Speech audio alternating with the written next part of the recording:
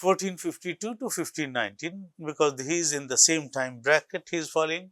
He was a well-known artist, we all know him. Like other Renaissance artists, drew secular themes. Even when portraying religious themes such as Christ and God, he portrayed them in a secular framework, that is, as living men, not as in their conventional or idealized form. I had the good luck of seeing some of his paintings, real paintings with my own eyes. But more important perhaps are his notebooks, which make his art as a great theorist of technology. These notebooks have drawings of tremendous technological significance and signify his appreciation of how our technological principle could lead you to another and how it could be applied in different contexts. They therefore mark the beginnings of the scientific revolution in Western Europe, which is again a strong component of modern European culture. The period saw considerable interest in science and technology, a new phenomenon, not absolutely new, this was in Greco-Roman world also, so possibly the lengthening influence of Greco-Roman world on him, and a large number of books on scientific subjects came to be written. Agricola in the 16th century perhaps marks the culmination of this interest during the Renaissance period. 1483-1540. His name is little difficult to pronounce. A contemporary and critic of Machiavelli, Guicciardini also belonged to that generation of historians who witnessed the political decline of Italian states, because we are writing, he is writing in the mid 16th century, in the 16th century. And by this time, Italian state is declining. His writings reveal the influence of the events in the aftermath of French invasion of Italy, which witnessed turmoil in the beginning of the 16th century. His most famous work, History of Italy. Now you see, as I was saying earlier also, the concept of nation state is emerging. Now they are writing History of Italy. If you remember my first few lectures, I had told you, that now they are writing about history of nations. Otherwise, history, Herodotus, even Tacitus and others, they were writing histories in which there were many countries they were dealing with wherever they went, wherever they, thought of writing about. So there is a change in the nomenclature of history as a discipline. He is writing History of Italy as early as 1561, covering events from the first French invasion in 1494 to the death of Pope Clement VII in 1534, is regarded as an important advance, in Renaissance historical scholarship, especially in its scrupulously critical use of sources. Immediately after its posthumous appearance in 1561, it was elevated to the rank of a masterpiece, and the author was compared to the great historians of Roman antiquity, the greatest honor of a Renaissance historian. It was also praised as the greatest work of Italian humanist. We will be dealing with one gentleman who is always around us. Anybody, if who is very practical, we always call Machiavellian. So we will be discussing Machiavelli. Very interesting personality as a scholar, as a thinker. 1469 he was born in, and 1527 he died. So he was a citizen of Florence, held a high political office, a Republican, forced to retire after the fall of Marchi by the Medicis. Medicis were a family of merchants who had risen to the dukedom. And when I visited Florence, I did go to I asked the guide to show me the house of Medicis. It's a massive fort-like structure. And it has a very long history behind it. Medicis were merchants before. So in 1632, Machiavelli wrote two very influential works, The Prince and The History of Florence. Both are classics in their own right. The Prince is a set of advices and counsels for a prince on how to increase and extend power and unity of Italy. The devices he sets out to achieve those adjectives are entirely secular, having to do nothing at all with religion and even less to do with morality. In fact, Machiavellian principles are against morality. Normally it is believed, not immoral. They are therefore amoral, though not immoral. Political power, he says, is created by human beings, not by God, and is therefore entirely secular.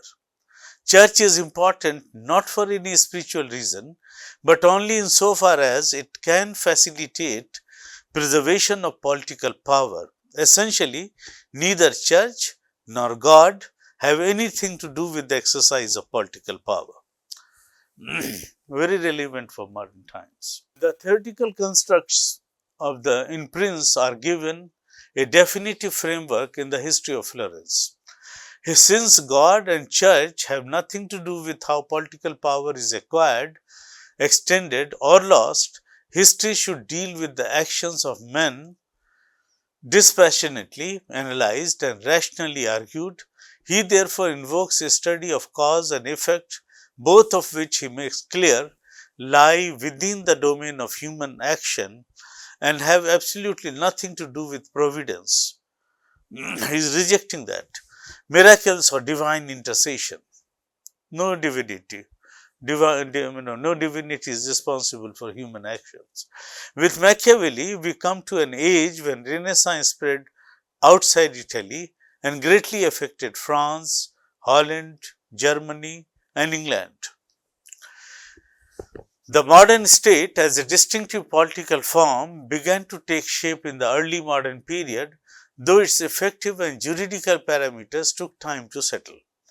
The idea of centralized political authority I was talking about, when I began with Petrarch, holding sway within the confines of a unique territory and commanding the obedience of the subjects without distinction of rank, was a radical innovation in European political thought.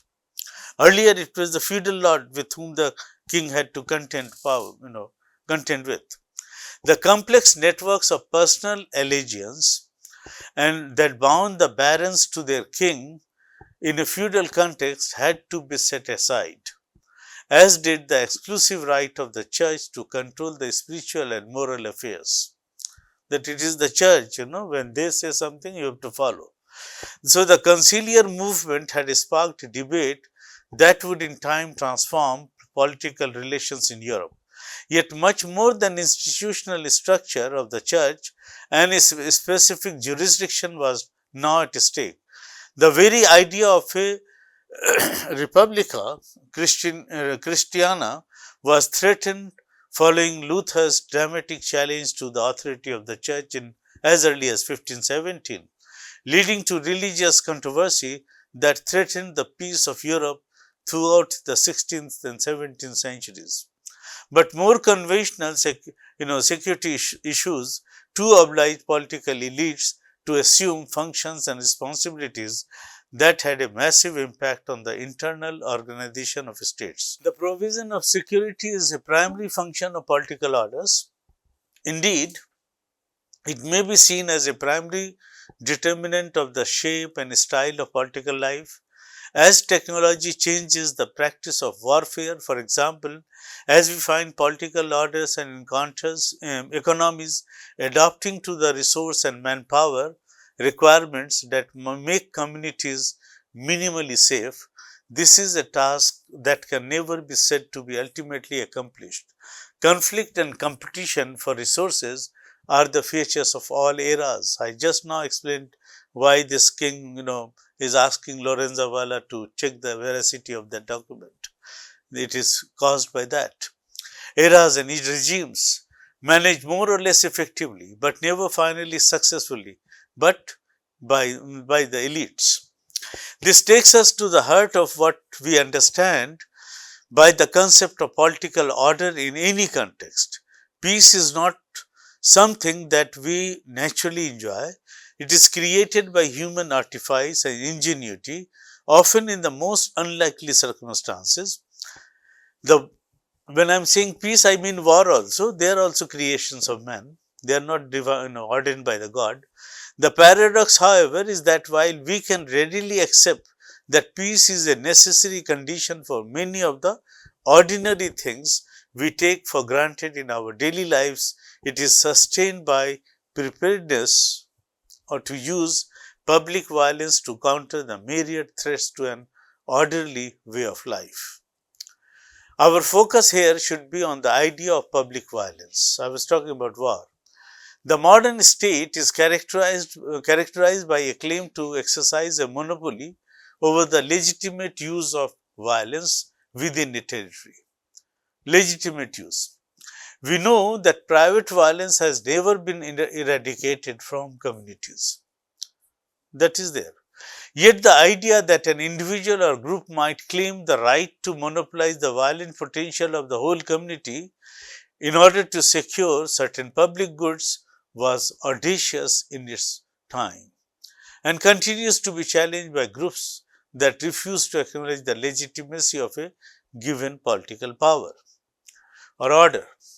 How and why this claim was made is the focus of this talk. It raises difficult questions at a number of levels.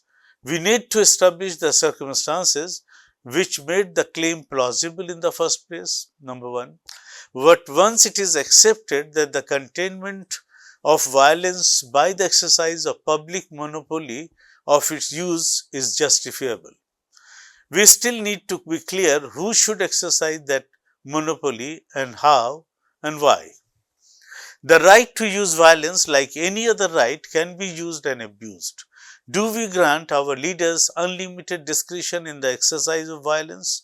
Or if we insist that the right is conditional, how do we ensure that appropriate limits are not breached without threatening the peace, security, and possibly the existence of the state by countervailing violence? So, violence has an internal and external dimension, though they are inextricably linked. Political competition, after all, has always involved strategic alliances with neighboring powers. If a state is not internally secure, it can expect more or less systematic interference in its domestic affairs. If it is seen as excessively strong in relation to bordering states, it is likely to be confronted by an alliance of states seeking to address collectively a security dilemma they are each too weak to resolve separately or independently. This is a perennial predicament in political life, as familiar to the Greek city-states of antiquity as they are to us today. Yet for strong stretches of European political history, they barely received theoretical attention, largely due to the long experience of imperial domination. I mean the Greco-Roman Empire, continuation of Greco-Roman Empire for such a long time.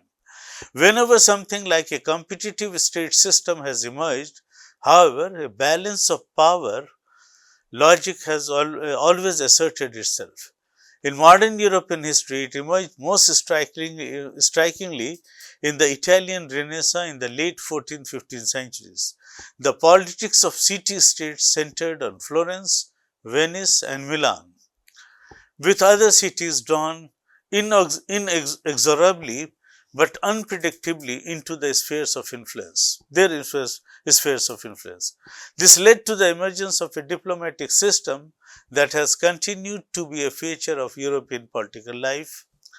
The intense politics of the Italian Renaissance in city-states generated a style of theoretical reflection that marks a decisive break with the classical normative theory.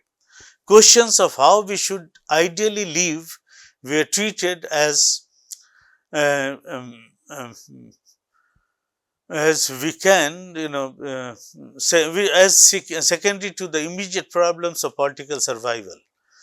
Whatever we might think of the good life for human beings would be of little use or little avail if we could not guarantee the survival of our political orders in some shape or form. And here what counted was power. Power was essential, not moral rectitude. Short-term considerations came to the forefront of even the most sophisticated political discussions. All active politicians know that they can do nothing without power, and they are all doing it for power. The reality now dominated political theory.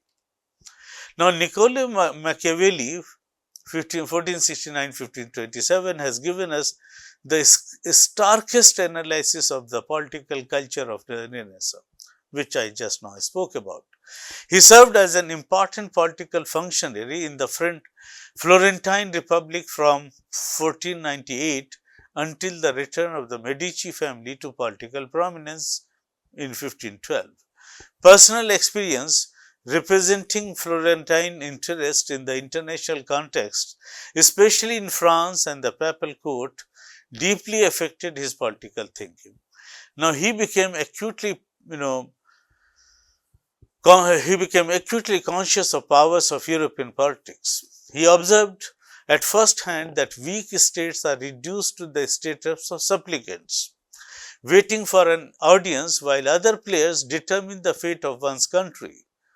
One could deplore this situation, but only effective use of political power would change it.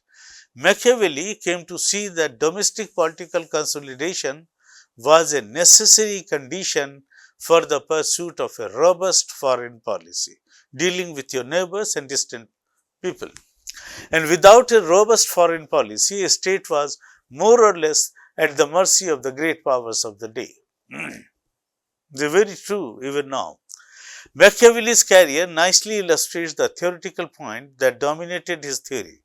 His public career was abruptly cut short, not simply because of sweeping political change in Florence, but because Spanish military incursions in Italy undermined the Florentine Republic. Medici regime in this sense was a direct product of shifts in the European balance of power.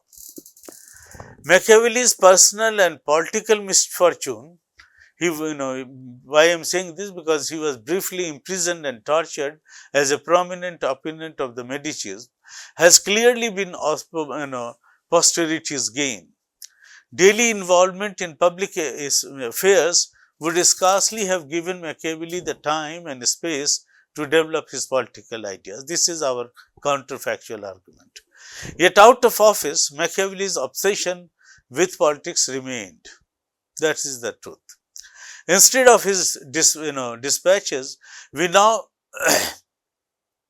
find him working on texts that are widely regarded as masterpieces of realist political theory. The Prince 1513 and the Discourses 1513-17 were for Machiavelli a poor consolation for the active career he had lost. Both works, however, are suffused with the experience of Machiavelli, which he had gained in his public career. They defend an art of politics and is uniquely focused on the immediate concerns of institutional life. A measure of Machiavelli's success is that his name has become a byword for a particular style of politics with which I had begun my lecture. The thought at the heart of Machiavelli's political theory is beguilingly simple, very beguiling. One should feel that one should try to emulate it.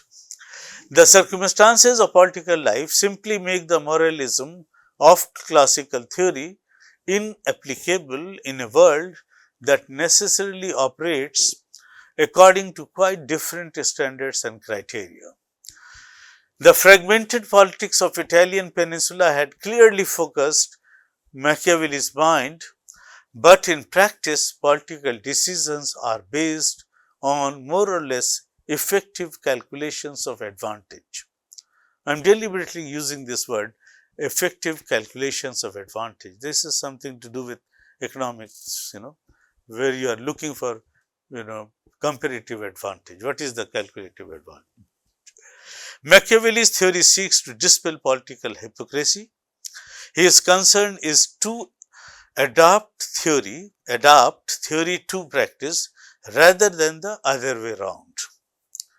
This is certainly a ruthless reading of politics, but it is certainly not necessarily cynical. It makes the world of difference to a community that leaders should be clear and realistic about political goals. Successful states are strong, secure, and predictable. Citizens know where they stand and can make their immediate plans accordingly. Foreign powers too know what expect from secure political leaders. What to expect from secure political leaders. Everyone gains from a strong state, but a state cannot sustain its position unless leaders also acknowledge the reality of the use and abuse of power. Machiavelli thus was aware that his approach marked a radical departure from tradition. He claims in the preface of the discourses that he has set himself, I quote, upon a new way. He is conscious of that, as yet untrodden by anyone else before him. And yet in his two major works of political theory, he had self-consciously adopted a traditional literary genre as a vehicle for his ideas. The Prince, for example, was cast in the mold of an advice book for princes. These were commonplace in the Renaissance, urging princes to be fine, upright, and God-fearing fellows. All would be well for them politically if they aspired to be the highest moral and religious standards. Machiavelli inverted the argument. I am deliberately saying this. He inverted this entire argument, the entire edifice of this argument. Princes might very well want to observe the normal rhetorical conventions, but a gulf separates the world of politics from moral and religious discourse. How men live is so different from how they should live that a ruler who does not do what is generally done, but persists in doing what ought to be done, will undermine his power rather than maintain it. These are his words. It is, this is the crux of the issue of Machiavelli. He insists that he wants his work to be useful. The Prince is addressed to elite figures striving for power. Machiavelli accordingly concentrates on, in his own words, I quote, on what really happens rather than on theories and speculations. He is scornful of theorists who, according to him, have imagined republics and principalities that have never been seen or known to exist, an ideal type which Weber will be speaking about. Rulers should focus, according to him, instead on the way the political world actually works, not on the lofty exhortations of commentators. Machiavelli is emphatic. I quote, if a ruler who wants to act honorably is surrounded by unscrupulous men, his downfall is inevitable. In fact, it has been found in most of the cases to be true. The lesson then, unpalatable thought it might be to conventional sensibilities, is that, I quote, a ruler who wants to maintain his power must be prepared to act immorally when this becomes necessary. Machiavelli pursues the logic of his argument ruthlessly. He lists conventional virtues, generosity, loyalty, mercifulness, piety, affability, etc. Then asks how these qualities would affect the capability to rule effectively. Generosity, for example, would very soon empty the public treasury. If you go on spending, everybody will praise you, but you will be exhausting the treasury, thus limiting a ruler's scope for further action. He can't go for war, he can't have control over the people. It would also create expectations that would be impossible to fulfill. How much freebies you can give, hence disappointment. Generosity, in fact, in Machiavelli's estimation is self-consuming. Therefore, generosity is not a virtue. The more you practice it, I quote him, he says, the more you practice it, the less you will be able to practice it. It's wonderfully said.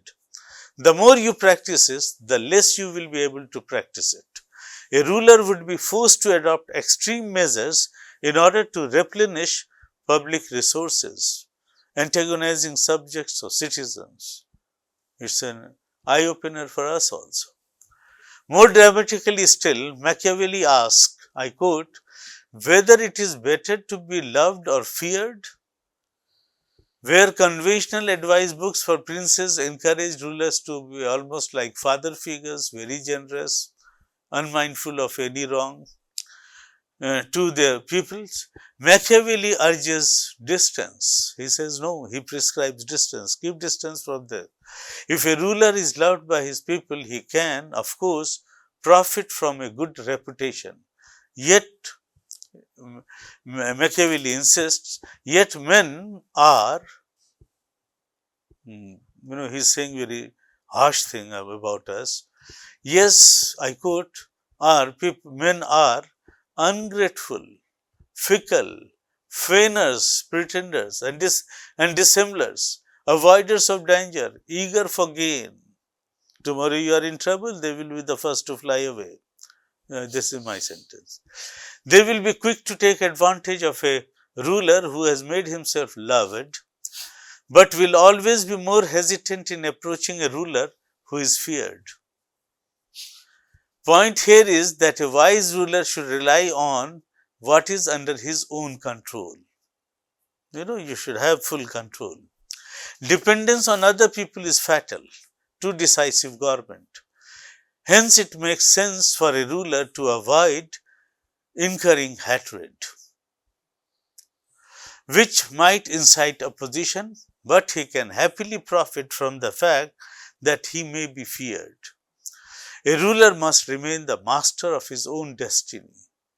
He should be the decider of the fate. He should not be misguided by others. Machiavelli leaves no scope for moral constraints on political action. He needs to be read with care, however, because his language is highly instructive. I found it to be very instructive. He does not deny that conventional virtues are, in fact, virtues. Conventional virtues are, in fact, not virtues. He leaves us free to do the right thing, right within quote, if the costs are not too high. Be generous to the extent that you are not emptying your treasury. So that much is permitted. In a discussion of promise keeping, for example, he does not question the moral worth of honesty.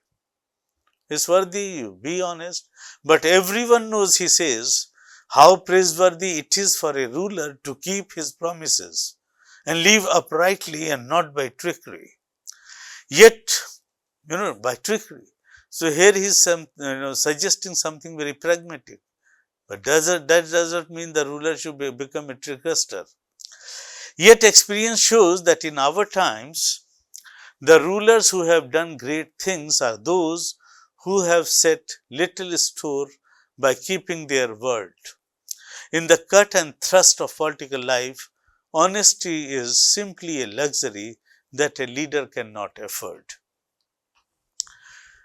But neither will a ruler be successful if it is assumed that he can never be relied on. If you are unreliable, so who will, look towards you?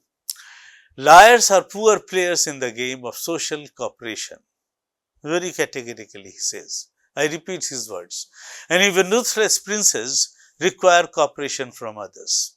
Machiavelli is perfectly well aware of this point.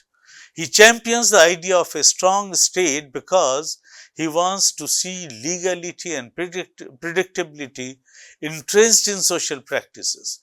Indeed, he sees government through law as peculiarly, I quote from him, appropriate for men, but for men who are aware of the overwhelming importance of stability for the pursuit of any other goals in social life. His point is that in anarchic situation, exceptional measures are required that would not ordinarily be justified.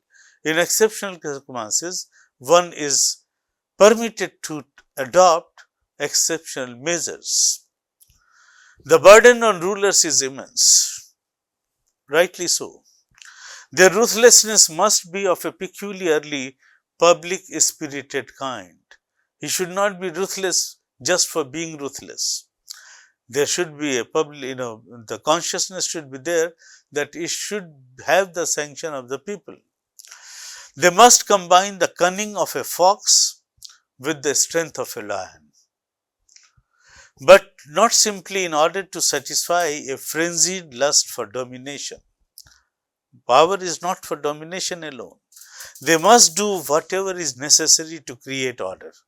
Personal ambition may be a means to that end, but it is not an end in itself. So there should be when we are discussing Machiavelli, many people say that end justified the means. So means should also, the ideal people will say that means and ends both should be justifiable. But Machiavelli would say the reverse. He would say at the end what you are gaining should be justified and should justify the means you adopted, even if this was not sanctioned by morality.